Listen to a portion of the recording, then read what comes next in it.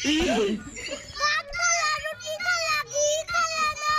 ঘি খালা না, তো তোমার বুদ্ধি হলো না। না, না, না, না। চুরি করা ফল দিয়ে ইফতার করবি, তোর রোজা হবে? বস, এক চুরি করা আংটিতে যদি আপনার ঈদের বাজার করা হয় তাহলে আমার ইফতার কেন করা হবে না? একটা চিপস খাইছি, তার বিনিময়ে ঈদের দিন দুটো জামা উলেছি। আবার এই দেখো এখন পায়েসও খাবো।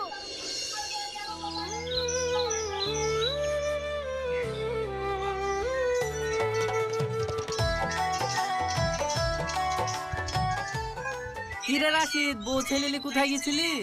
একটু শ্বশুর বাড়ি গেছিনু। শ্বশুর বাড়ি গেছিলি তো সাইকেল থাকতে হেঁটে আসছিস কেন?